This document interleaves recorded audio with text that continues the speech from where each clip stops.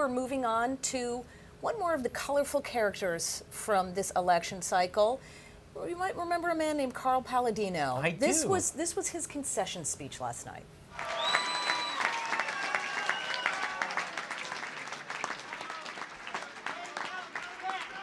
And I have a message for Andrew Cuomo, the next governor of New York.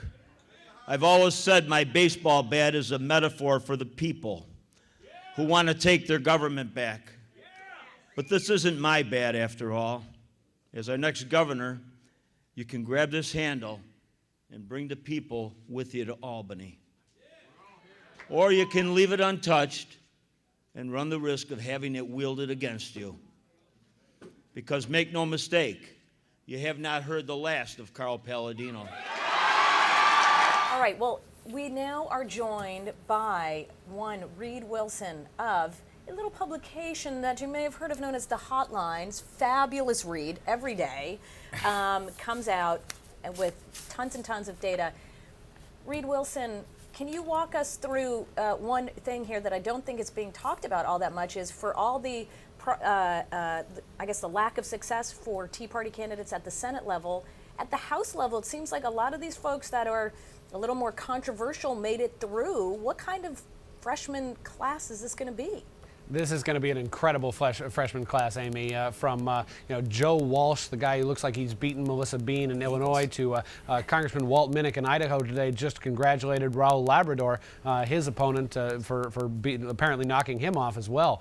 So, around the country we're seeing these candidates who are not going to really conform to the same kind of Republicans that we've seen here in Washington, D.C. In the last couple of years. If you think Mike Pence has been a vehement opponent of the White House, just wait until Raul Labrador, Joe Walsh, some of these other members waltz into town. Some folks that, even Republicans at the National Republican Congressional Committee didn't want to be their candidates, right, and frankly are a little skeptical of what's going to happen when they turn into members of Congress. Are you predicting some kind of circus atmosphere? Look, right here at this desk last night, Rick Klein, the normal host of this fantastic show along with Amy Walter, Rick Klein interviewed Michelle Bachmann, and Michelle Bachmann said they're going to have weekly Constitution tutorial breakfast meetings on Capitol Hill, where they're going to bring in constitutional experts, I guess you'll pick them, and they will tutor the members of the House on the Constitution. Is that the type of thing we're going to see more and more of on Capitol Hill, do you think?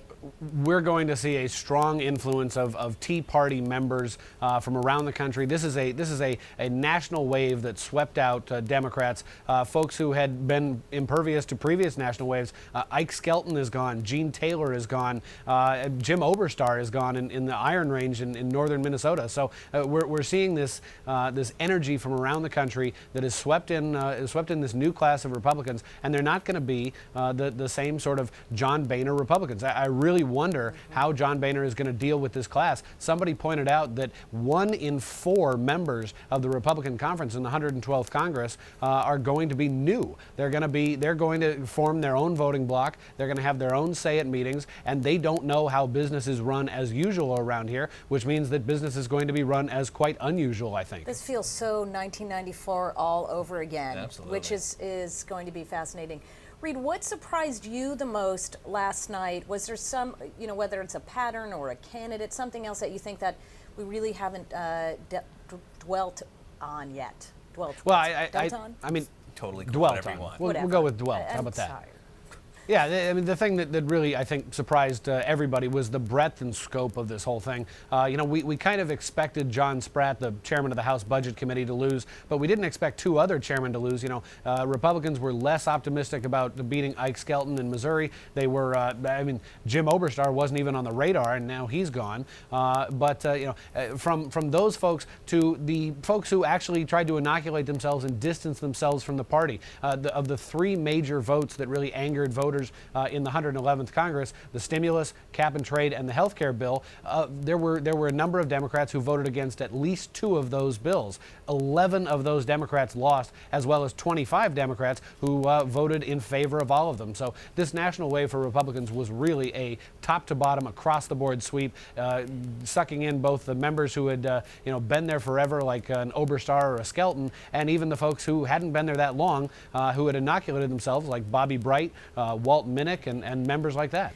Really quickly, the Senate now. We still have some races outstanding, 3 of them, 2 of them, Washington and Colorado, neck and neck. But you know, there is a path here where the Democrats end up with 53 still Democratic senators. If someone had told you that the Republicans would pick up 70 seats in the House, Right. would you ever figured the Democrats could keep 53 seats in the Senate? That's not a number that was in my head going into last night. That's a real good question, John. I mean, somebody brought it up to me like this. He said, look, if you say that that there are the Republicans are going to pick up 6 Senate seats, you think to yourself, okay, that's a pretty good night for them. But if you say they're going to pick up 60 House seats and 6 Senate seats, you start to think to yourself, wait a second, maybe there should be a little more of the national wave on the Senate side. Some senators who were supposed to lose didn't go down in flames. Looks like Michael Bennet has won. The Denver Post is calling that for him. Wow. Patty Murray's got a great shot out in Washington State, too. Democrats are not going to lose as many seats as they could have. Is there a lesson here for Democrats? You know, I think the lesson is that if you run a campaign well, you have a chance to survive even the perfect, or even a sort of perfect storm situation. Take a look at Harry Reid in Nevada, Michael Bennet in Colorado, Patty Murray in Washington State, all of whom ran great campaigns. And then it kind of works in the House, too. Joe Donnelly in Indiana as well. He survived the wave. Yep. Yep. Thank you, Reid Wilson, so very much for being here. John Berman, excellent co-host. You apparently ask fantastic questions. I had several you great had questions. very I love great being questions. here. And this is our parting time. We will hold hands once again to say goodbye. Goodbye to Top Line from New York City. Bye-bye.